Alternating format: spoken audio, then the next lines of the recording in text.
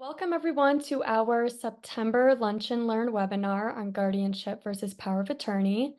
Today's presenter is Michele P. Fuller.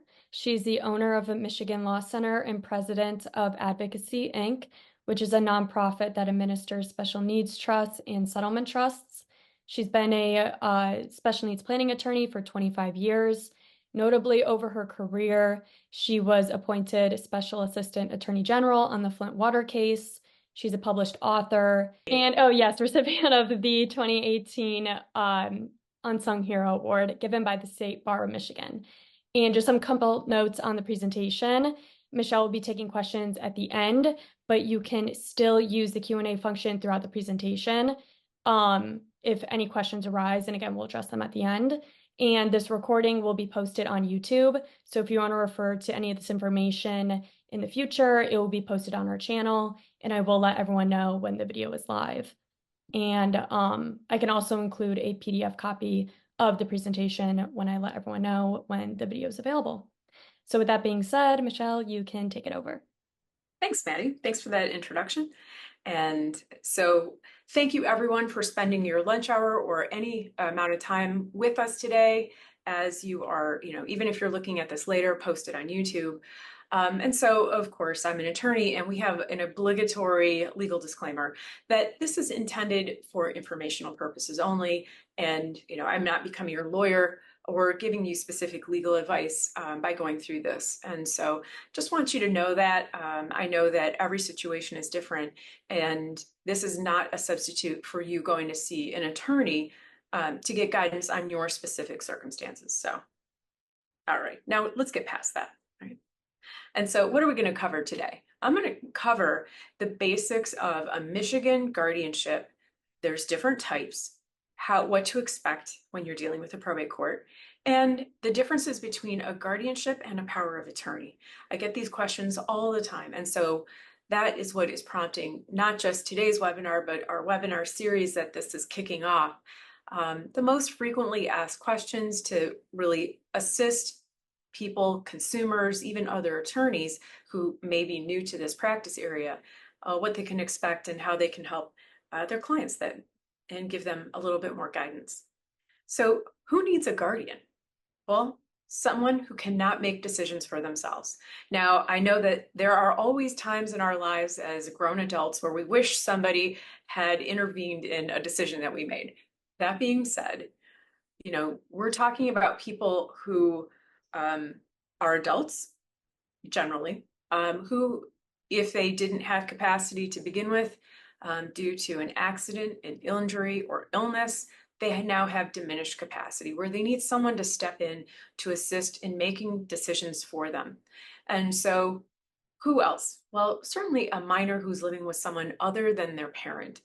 This happens a lot. We have a lot of grandparents raising grandchildren who are just informally placed with them. And they do need a legal means to make medical decisions, school decisions, and advocate for someone who's living with them who is not their own direct child. Certainly, we get into the adults, which is what I just talked about, through accident, injury, illness, who may have had capacity at one point, now does not.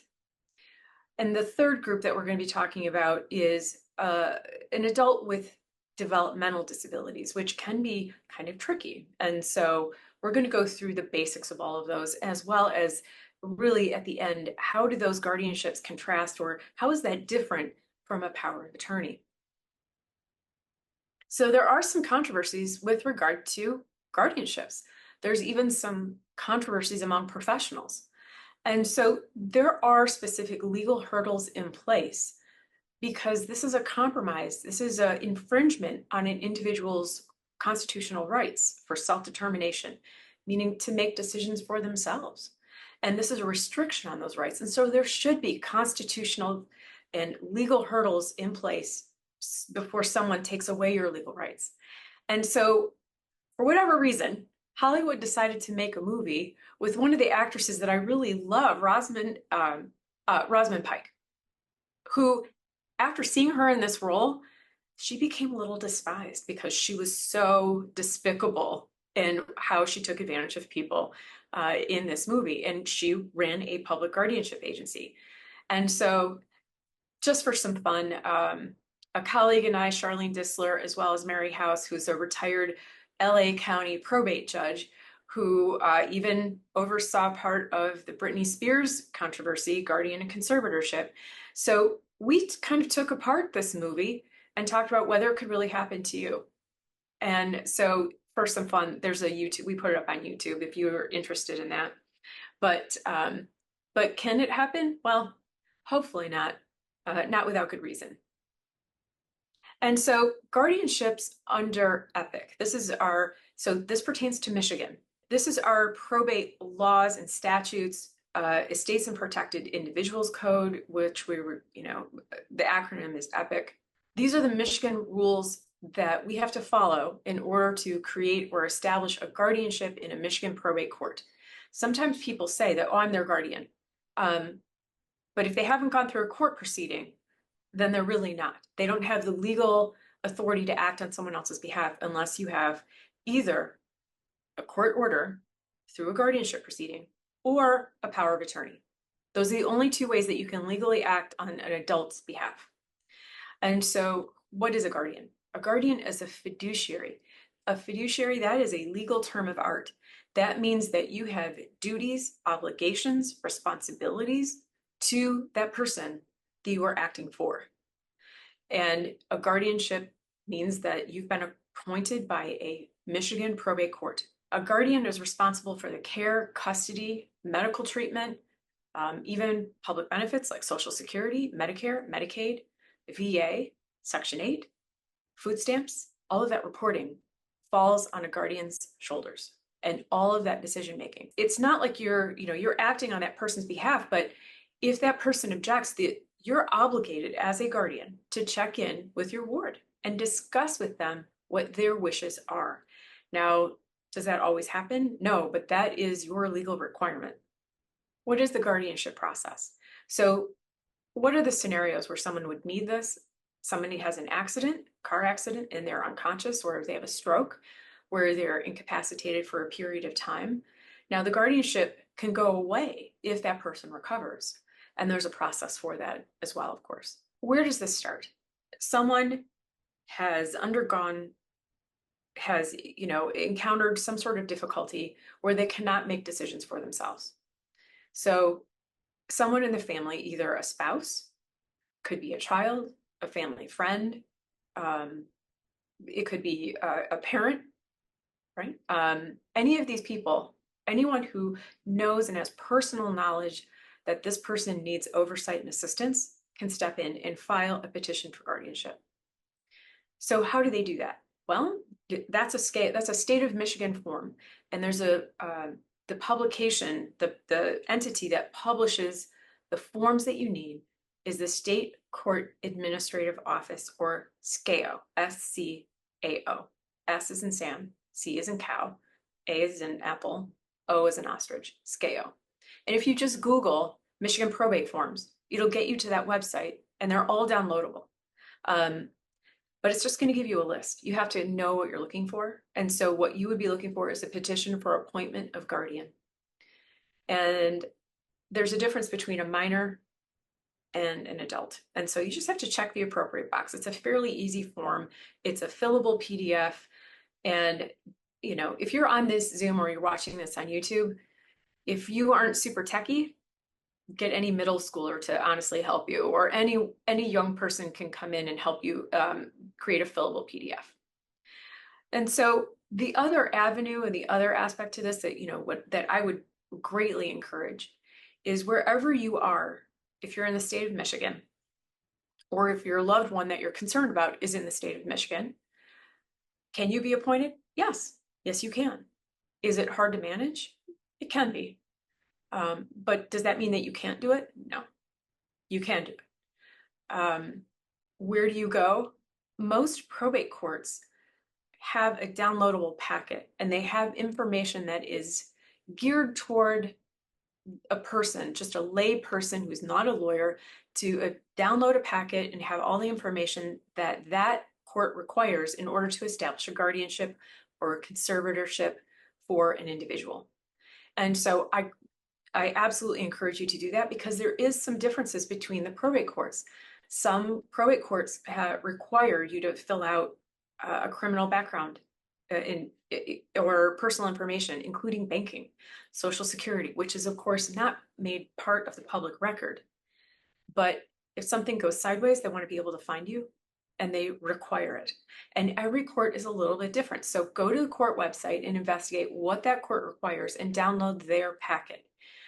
It's a lot easier to do than just going on the scale website and downloading a form.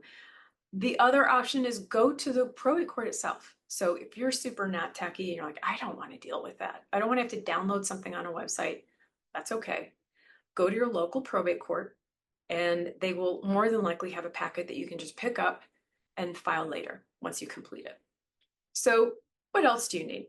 Well, you need the probate court forms, right? Whatever's required in that particular county. The additional piece of that, and this is going to be usually part of that court packet as well, is there's a SCAO form or state form to be completed by the doctor. And it should be a doctor that has treated the ward, right? They have to know that person and what's on there. They have to complete what the deficit is, what is triggering the need for a guardian. And so you have to be careful in that they don't say that this person lacks capacity. Generally, they don't, and the form doesn't call for that. But it can be as easy as somebody, like a doctor, putting something on a prescription pad. The court form is best, but it can be difficult to get the doctor to stop what they're doing and complete that. But if they put something in there referencing that the reason for the guardianships, that person lacks legal capacity or lacks capacity to make decisions, capacity is a legal term of art, and that can only be determined by a probate judge, a judge of appropriate jurisdiction. And so what they really should be focused on is that person's diagnosis and how it impacts their ability to make decisions for themselves. It doesn't have to be long. It just has to be diagnosis linked to decision making. What else should you be prepared for? $175 filing fee, and which is it's a pretty heavy lift for the average person. If there are no funds to be able to afford that, you can ask the probate court to waive that filing fee. There is a form, of course, there's a form to fill out, but if you can't afford the $175 filing fee, feel free to ask the court personnel for that waiver and see if they can waive that fee for you. What happens next? So you go to the probate court and you file these documents. Some courts, like the Wayne County Probate Court, you must email them. And so there's instructions also on their website on how to do that. And then you have to pay the fee by credit card or debit. Once the packet is accepted, the probate court will then give you a hearing date. And it's generally 3 to 4, even possibly 6 weeks out, depending on judges' calendars, if there's a trial, if they have vacations pending. There's any number of reasons where it can vary anywhere from 4 to 6 weeks. But if you're the person filing, you have an obligation to file all the court rules just like an attorney does. And so again, this would be information that would be in your court packet, but it's also something that it's imperative that you understand, in that you have an obligation to send the application or the petition for appointment of guardian to family members who are not just the ward themselves, the person who you are seeking to become guardian for. You must send it to them or deliver it by hand, but anyone who would be taking from their estate. So what a typical scenario might be is that you need to be guardian or conservator for your mom or dad. So who are you required to notify of the petition? Certainly your mom or dad, whoever you are seeking guardianship for, but that may also include your siblings. And so you have to be prepared for that. And anyone who would be a natural heir. So if you are seeking guardianship over a spouse, it may include your adult children as well. This can get complicated if you are in a second or third marriage with a blended family. You have to notify people that you may not necessarily want to, but you are legally required. They can object to whoever is nominated as being, to serve, And that can be some of the triggers that we're talking about. So, which we'll talk about a little bit further, but that is who you must notify by sending either by mail or hand delivery, um, especially the person that you're seeking guardianship over, a copy of the petition. And so what do you need to do then? Before the hearing, you need to prepare and be able to, like the day of the hearing, give it to the probate court, a proof of service. Now there's a form for this and it's part of that packet, but you have to completely fill it out and sign under penalties of perjury that you sent it to the appropriate people, and how you did it. Most people do it by first class mail, but there's a section for when you serve people in person.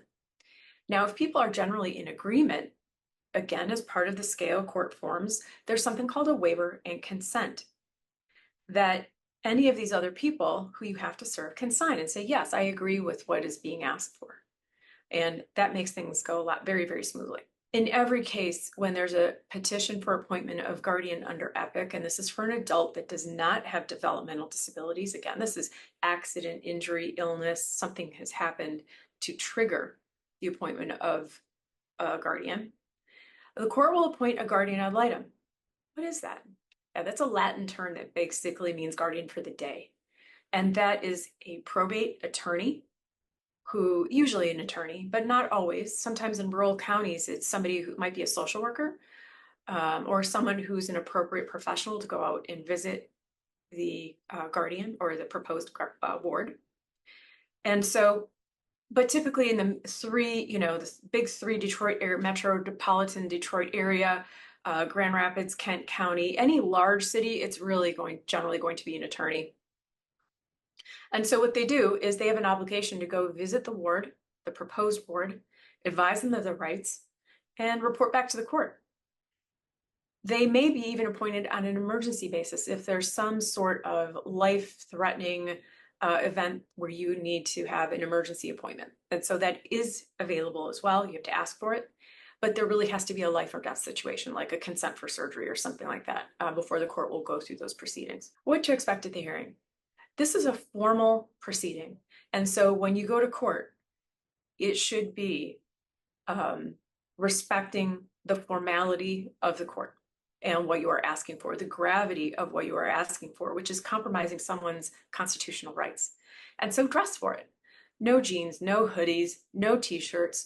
You don't have to wear a suit, especially if you're a non-lawyer, but you want to make sure that you're dressed appropriately. I think it does affect your demeanor and it may impact how you're treated. So I would recommend, business or business casual. And if you don't have that, that's okay. Just no jeans if you can possibly avoid it, and no sweats or anything like that, or t-shirts. A button-down shirt and a nice pair of pants is completely fine. If you're attending by Zoom, you should be wearing the same thing that you would wear to an in-person court proceeding. No sweatshirts, no t-shirts. Be careful of what it says. If you're wearing something that has a graphic print on it, be aware of that. I cannot stress this enough. If you are appearing by Zoom, log in early and test your equipment. And this goes for professionals too. If you switch equipment, you change locations. If you're logging in on your phone, and this might be something that you do regularly, if you make any change like that, it can affect your equipment. Test your equipment so that you are not under stress and fumbling around when the court is waiting to call your case. And why, post-COVID, we're all in a Zoom, we all attend things by Zoom or for the most part. If you're on your phone, be careful of the angle. I cannot tell you how many times we have seen up people's noses. So be aware of your background and how this is a formal court proceeding. And so be aware of that. And so don't have your phone below your face. Have it at least at eye level. Even if you have to prop it up or hold it steady. Don't go walking around. Do not drive while you're on a hearing. Even if you're in your car because you must be for whatever circumstances, don't be on the drive. Certainly don't drive, but be stationary. And so it's just respect to the court. And a lot of courts have soured on using Zoom because of these difficulties. And so be respectful and test it out ahead of time. Now, the day of the hearing, you're going to submit that proof of service to prove to the court that you have properly notified people who are legally entitled to notice. Have that proposed order ready as well. It will prevent, things will go so much smoother for you and you will be completely prepared. There's also additional forms that will be in that packet, like an acceptance of appointment, like, yes, I'm ready and able to serve. Now, one thing I didn't touch on here is that just because you're the petitioner doesn't meaning you're the one who's preparing this file and you're asking the probate court to appoint a guardian, it doesn't necessarily mean that you have to serve in that capacity, that you have to be also the person who serves. Now, most of the time you would be, but not always. It could be that in a situation like, again, we'll go back to the mom and dad. You may be the person who lives locally, who it's easiest to complete the filing, but really the best person to serve is your sister, who's a registered nurse but lives a couple states over. So you might be the person filing the petition asking that your sister be appointed. That's totally okay and totally normal. You want to make sure, also the court proceeding, that if your sister who's out of state needs to attend by Zoom, some courts require a formal ask by filing a petition for appointment at the same time. You don't have to usually, it's just a way for the court to speak through its orders. And so be very careful that you're looking for those details ahead of time and you're not scrambling. So that sister who's in Florida who wants to advocate for your mom or dad doesn't have to suddenly, appear in person and from Florida. So next, what happens during the actual proceeding itself? Well, judges are human beings, but they're there to serve. And generally the probate court is a very friendly proceeding, in that it's really designed, and these packets are designed for lay people to come into court to initiate these proceedings without the help of an attorney. It really is, it's a little bit less formal than, say, if you go to circuit court or any other type of court, but the judges still have quite a few matters on their docket, so you have to respect their time and be prepared. And so they're also very accustomed, particularly probate judges, are accustomed to dealing with thorny family issues. Not every family gets along super well. There may be blended families or complications or sometimes even allegations of abuse and neglect that they have to parse through. And that can be extremely challenging for anyone. Judges are used to that. And so you'll see that it's a very open, friendly forum. And when you're answering judges' questions, it's really important to think through your answers and to be succinct but thorough. And of course, always you are answering questions under penalties of perjury. So being truthful is first and foremost, and really you must be completely honest. And also, don't offer evidence or offer testimony for things that you're not sure of. And so if you're not sure, you don't know the answer, that's the answer. I don't know. And that's okay too. So the bottom line, I get this question a lot, is do I need an attorney for this? Well, the judges and the probate court is a very friendly forum for people who are representing themselves. And so they're very helpful. However, they are prohibited from answering legal questions. The court clerks can be helpful. They cannot give legal advice. And so be careful of that. So if you do need legal advice, yes, you should seek it. Absolutely. There's lots and lots and lots of probate attorneys who are willing and able to help you and your family sort through any kind of difficulties you may encounter. What can trigger the need for legal representation? Well, the person who you think needs a guardian may not agree. They have the legal right to object. They have a legal right to cross-examine witnesses, and this can turn into a full evidentiary hearing and occasionally goes even as far as a jury trial to determine whether someone needs guardianship. An example that everyone really knows about is the Britney Spears matter, right? That went through years of court proceedings, including trials, evidentiary hearings, and you could see, and that was unfortunately a very public nature. And so that's just one thing that most people can connect with, where they're like, oh, I've seen that in the news. But that can happen to any family, especially where there's a disagreement. So one of the issues might be that they don't think that they need a guardian at all. Another issue might be that they don't want the person who's been nominated. The person who is under a guardianship proceeding, meaning the proposed ward, legally incapacitated person, has a right to nominate who they want. Now, does that mean that they always get that person? They may be nominating someone who really isn't appropriate. And that's where our guardian ad litem comes in as the independent eyes and ears of the court to also make a determination and report to the court what their thoughts are. Again, if there's abuse or neglect issues, blended family, a disagreement about who should serve, and even what the limits of their authority should be, all of those, any kind of conflict can result in the need for legal representation by an experienced attorney. And there are even probate attorneys who specialize in litigation that do this kind of work. How do you find them? Well, for instance, Macomb and Wayne County have specialty bars, probate bar associations, and referral network, and a way to look at their website and get a referral to a local probate attorney that might be able to handle your case. There's also legal aid that if there's no funds to be able to afford legal counsel, that's another resource. And of course, the State Bar of Michigan has a robust referral system as well. Of course, then there's the usual Google searches, check reviews, and phone a friend, right? And so there's a lot of different ways to get to an experienced probate attorney in your area. At my law firm, Michigan Law Center, we do represent people throughout the state because of our focus on special needs planning.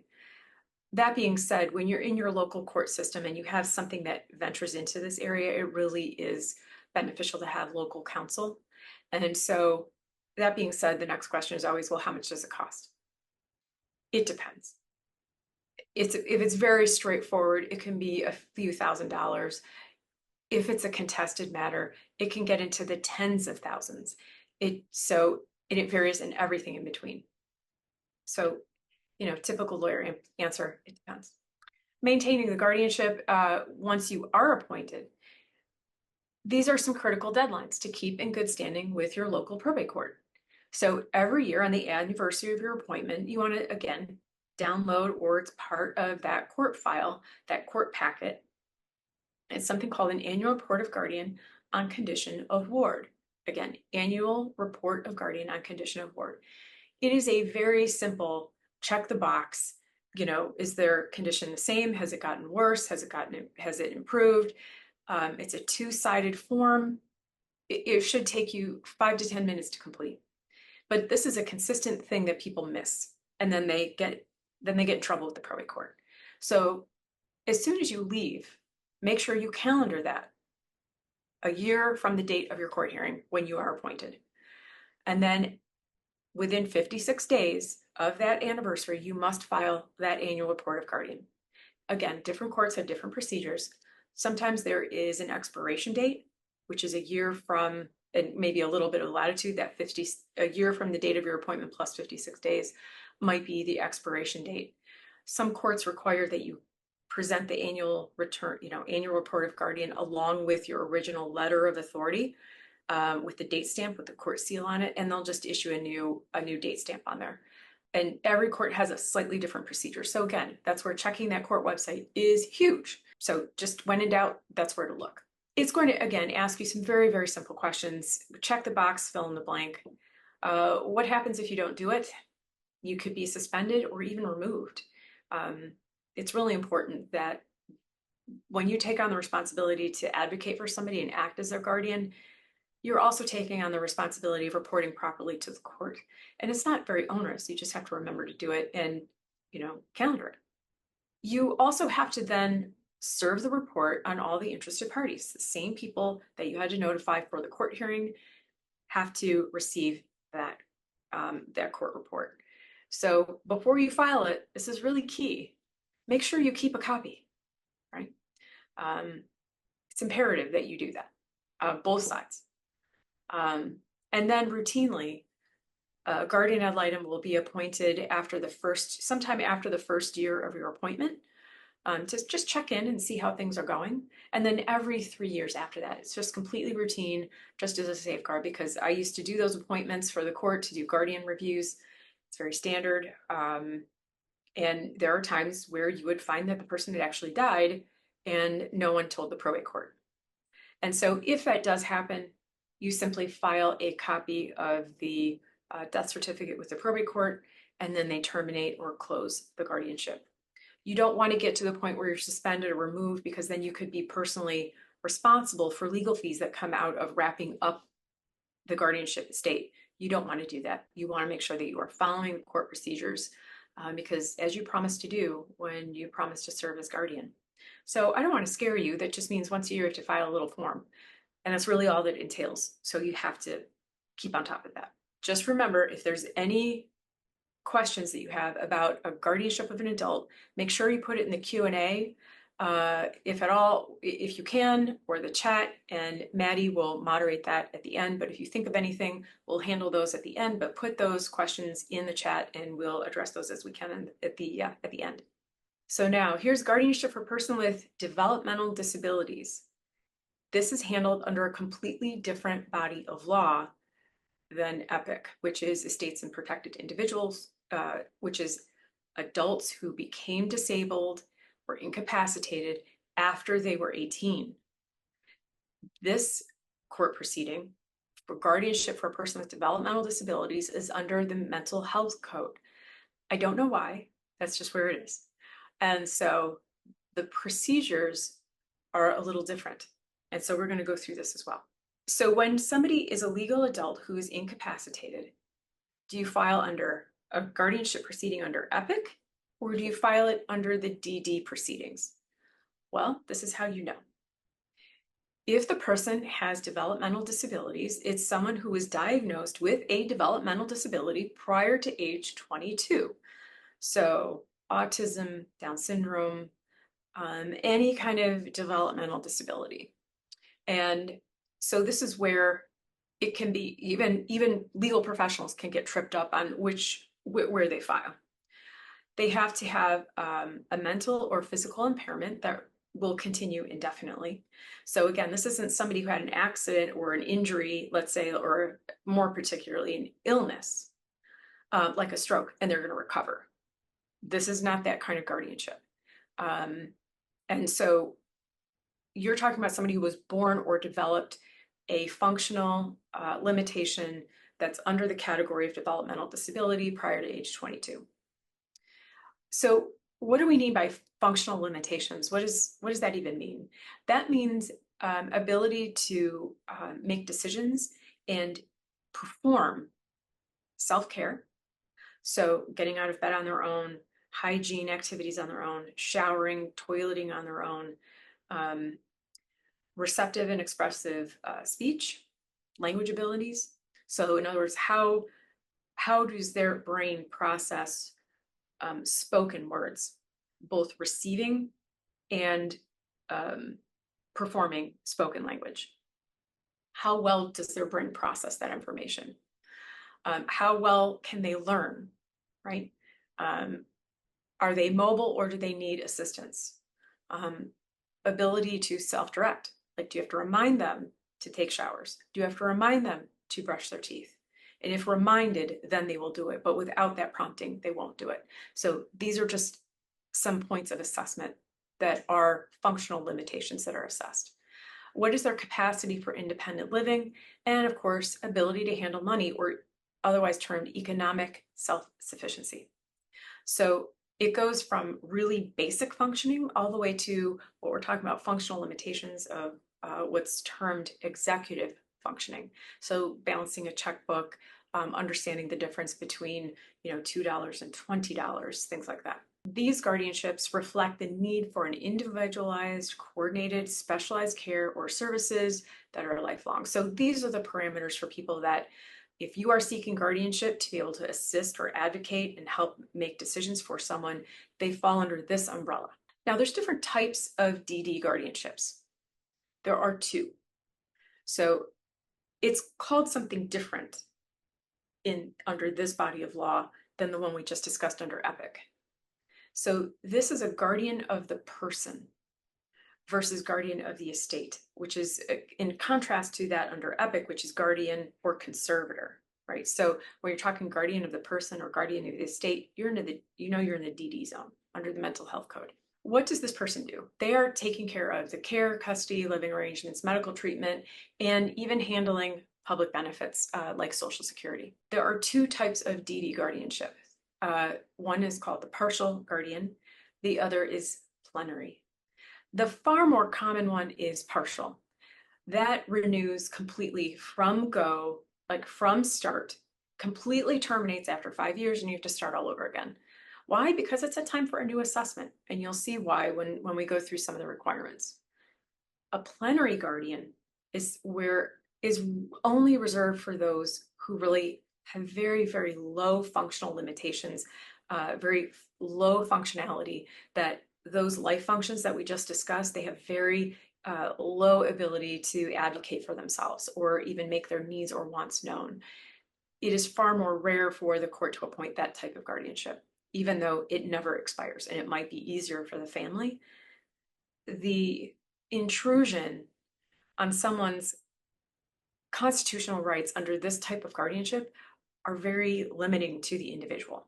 And so the court is particularly careful to make sure that there are more hurdles to go through. And so that's why it completely terminates every 5 years. That's just the way that the court rules and the statutes have evolved. When you're talking about legal and financial matters under this body of law, mental health code, it's called guardianship of the estate. So that means if you've got a lawsuit settlement or you are managing money for an individual, including an inheritance, that is what the additional appointment that you would be requesting. Now, before you do that, I strongly recommend you see an experienced attorney before attempting to do that yourself. That can be very, very tricky, and there might be opportunities for planning and government benefit preservation that you'd be missing. And so it's really imperative that you pause there and seek legal representation, or at least consult with someone. Filing for this guardianship is very different from at least a little bit different from the first guardianship that we discussed under EPIC. There is a different packet, and typically in the big three metropolitan Detroit areas for seeking this type of guardianship, and larger counties, they're going to have a separate counter and a separate staff handling at the probate court this type of appointment, and they will have a different packet to give to you. And so in more rural counties, where the population isn't as large, they still will give you a separate packet, but there might be just one counter to look for. Again, first thing you look at is that court's website. They will have a different packet and different information for a DD guardianship than the other type of guardianship. So the first thing you need is the court form, petition for appointment of guardian for a developmentally disabled person. This has to be filled out by somebody with personal knowledge of the individual. Now, instead of the doctor's letter that I described in the first half of this session, this report that has to be either accompany a petition or be ordered by the court is completely different. Remember how we talked about the functional limitations? Well, it has to be an evaluation or report that examines that individual's ability to perform those functions. So it is far more exhaustive than what we described as what's necessary in the first part of these proceedings. Each court has their own process for this. So you may have a report that a doctor already completed that you want to accompany this petition. It may or may not be accepted by the court. If it's more than 6 months old, they probably will not. The court usually has its own roster of preferred providers, and it may be even something that the county will pay for to be performed, which is in our county, which we're located in Macomb County. That's typically what happens. Wayne, Oakland, and Macomb counties, the court has preferred providers. Why is this? Because one, these doctors already know exactly what the court needs. And two, during the court hearing, the doctor must provide in-person or live testimony. Now, practicing physicians, whether it's a PhD or an MD, you tell them they have to come to court to testify. Oh my goodness. You get their fee schedule, their eyes roll, they have to take a half a day out of their practice to come and testify. And generally that does not happen. And so that's why it's always best to look first and foremost at what that court's procedures are, because they do vary. So again, same thing, you have to notify the natural heirs of that person's estate. And now, in the first instance, we talked about a guardian ad litem who's appointed for the ward. They are independent eyes and ears of the court.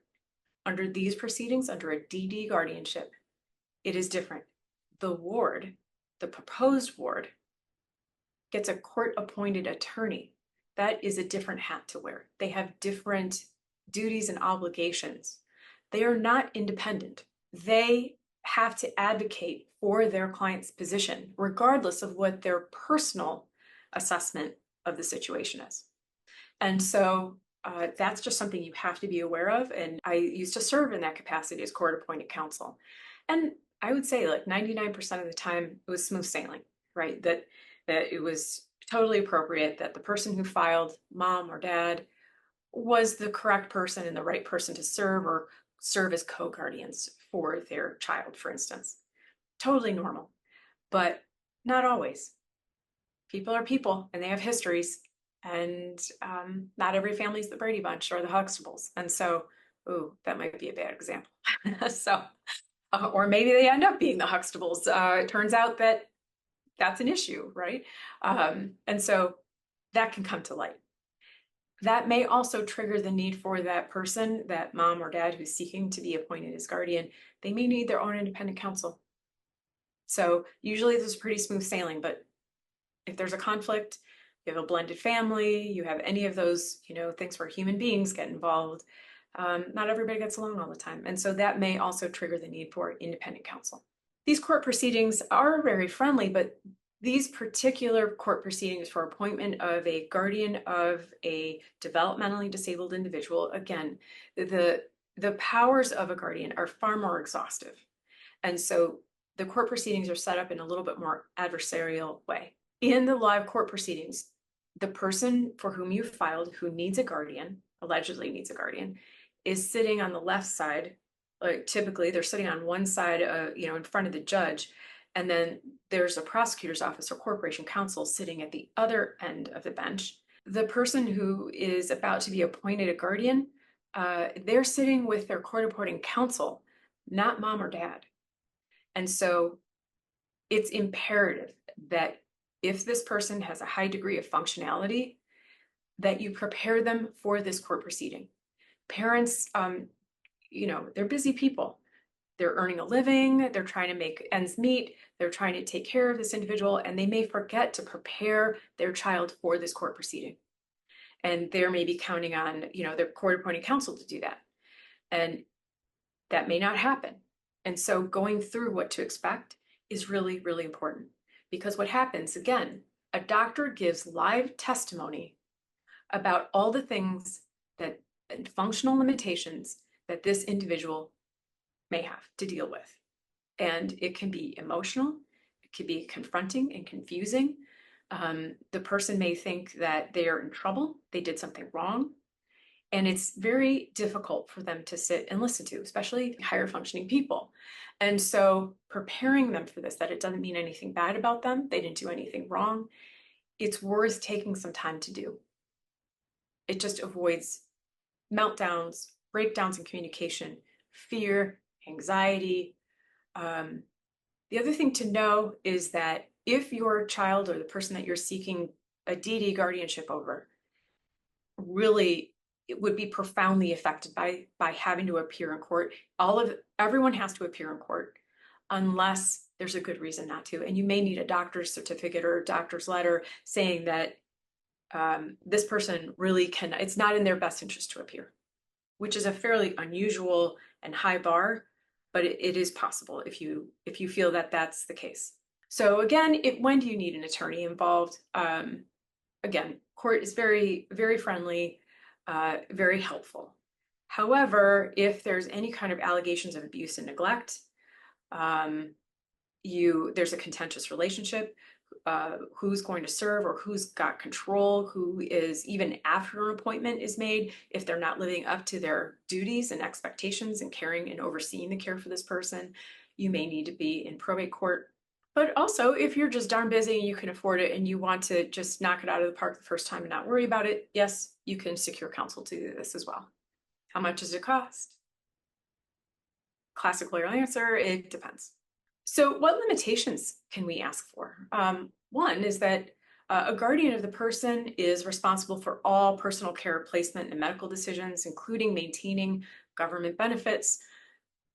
However, there is a separation between the federal government and the state government. This is a state court appointment. You have to go through a separate proceeding, an appointment proceeding through Social Security or VA to be able to advocate for that person. Now, will the federal government recognize and mostly honor those appointments? Yes, but you still have to go through their process to be an authorized representative, to advocate, manage all of those government benefits. They also have their own reporting requirements, so be aware of that. What happens if the person won't listen, right? The person who you've been appointed to oversee and manage? Well, you have a lot of court authority, but you can't, you're not a jailer, right? You have to be aware that, people still have a right and they're going to be making decisions, then you may not always agree with them. However, having a court appointed guardian can help prevent, or avoid things that are done where somebody has done something like a marriage, or, there's any number of scenarios because people are human beings, right? A guardian isn't the be all end all. The person still has a ability to, if they can move and make decisions, they can do things. A professional, there are professional guardians, but they are prohibited from signing a DNR without, or do not resuscitate order without specific court authority, including a post or anything that is a life-ending treatment. Some of the other issues that can be contentious are sterilization and sexuality. What kind of consent are they able to give consent? Who's the other party involved? Do they also have cognitive impairments so that it's kind of a more equal footing between them, or are there causes for concern? Again, where we're venturing into an abuse or neglect area. And so those are some practical limitations of guardianship, that you really don't have that much control over an individual. You can assist, but you can't prevent them really from all bad decisions. Now, here's something that is always, comes up regularly, which is any court appointment for someone who has mental health issues. They may or may not have developmental disabilities. It might be something where they have mental health issues alone, and then you're on the ethics side. A guardian who is court appointed still cannot involuntarily commit someone for mental health treatment in a hospital. That is a separate proceeding, again, under the mental health code.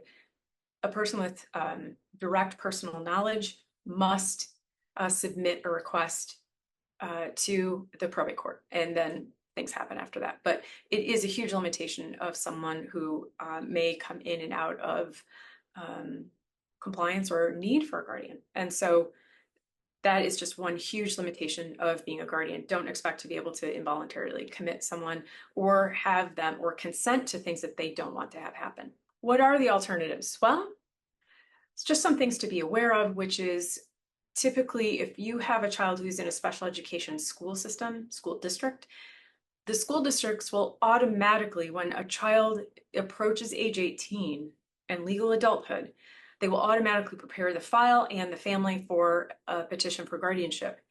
And I think that we should always advocate for the least restrictive means to support an individual. And so I don't go along with that. And so I always advocate for an individualized plan. And if someone just needs some support, but they can understand the legal consequences of a less restrictive means, which we're going to talk about shortly, let's go the least restrictive option. And so some of the questions that I have is that, one, can your loved one, do they accept your guidance? Are they consistently, making good decisions for themselves? then they probably don't need guardianship. Let's go the least restrictive alternative. So if you do need guardianship, it's always there. Are they able to really comprehend what the consequences would be of signing a legal document?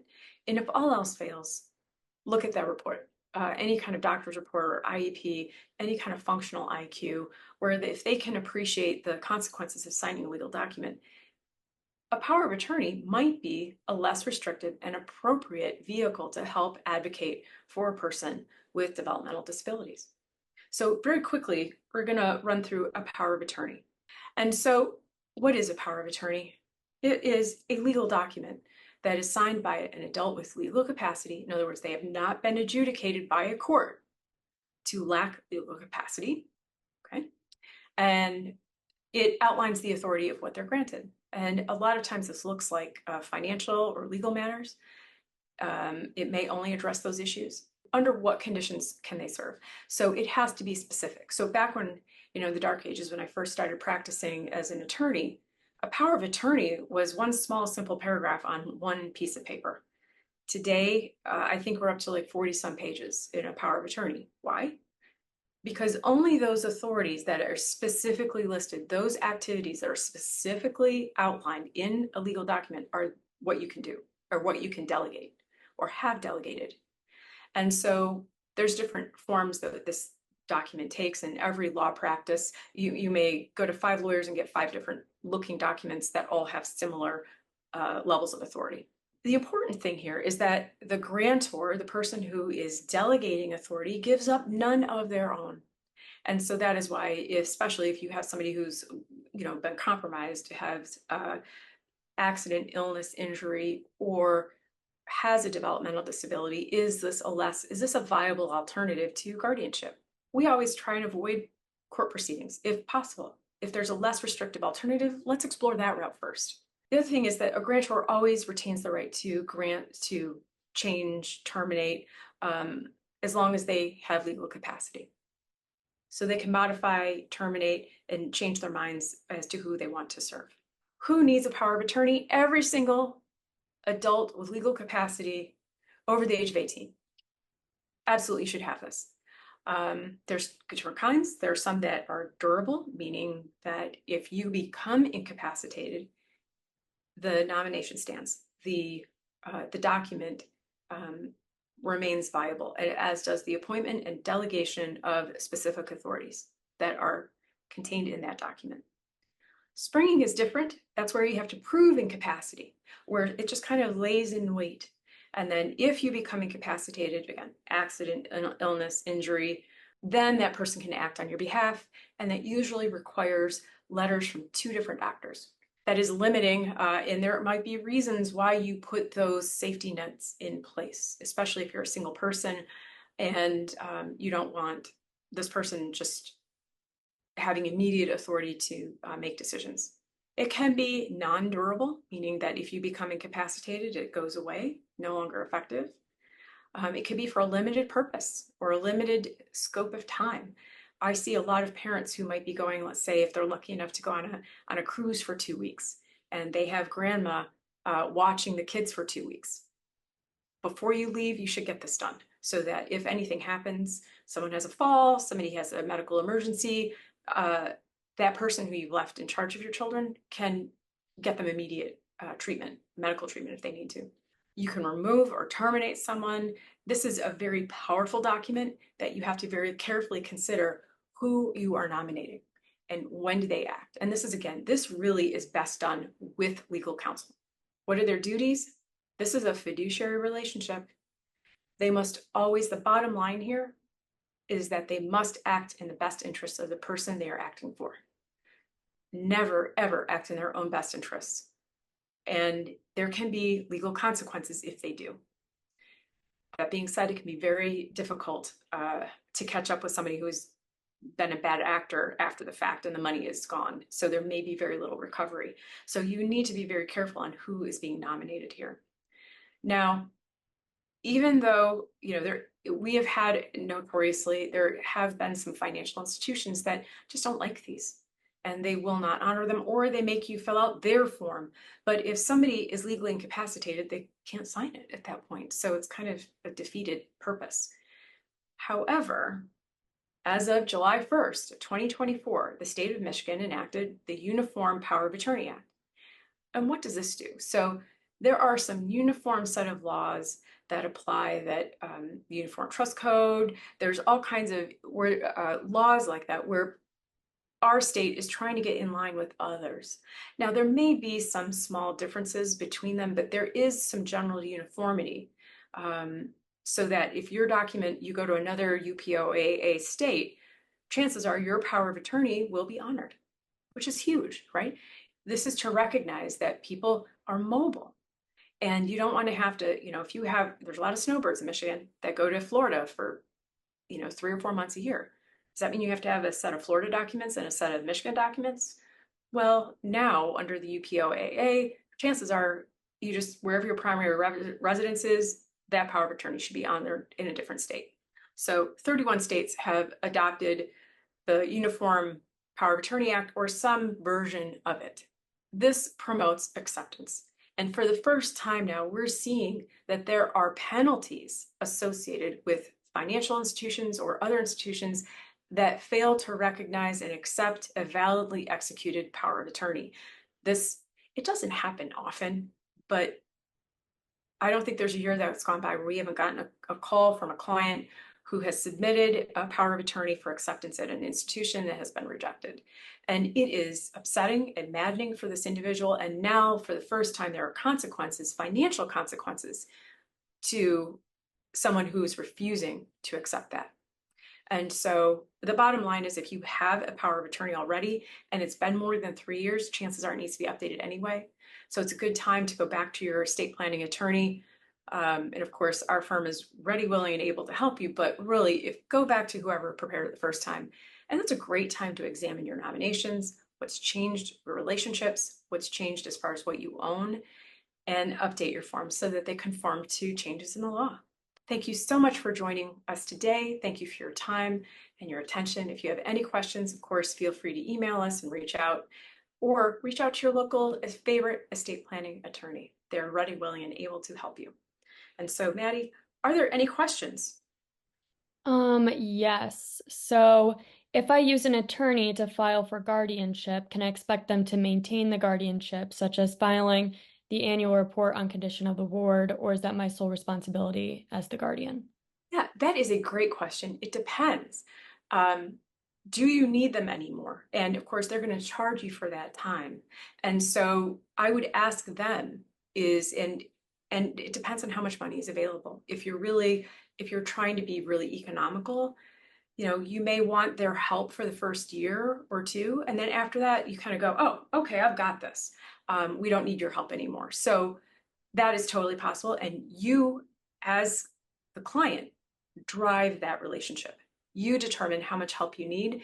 And when you're done, you're like, okay, I've got this. I don't need any more help.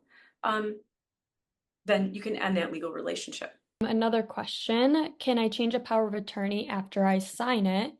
And on a similar note, can someone remove themselves as an agent on a power of attorney after it's been signed?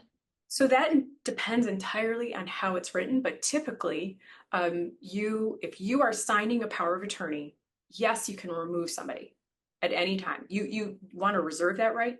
As long as you have legal capacity, yes, you should be able to remove an individual and just replace them. Now, can someone resign to serve? Can either, whether they've started serving or something has happened where, okay, now they have to act, can they decline to serve? The answer is yes. So a good estate planner will say, okay, who's next?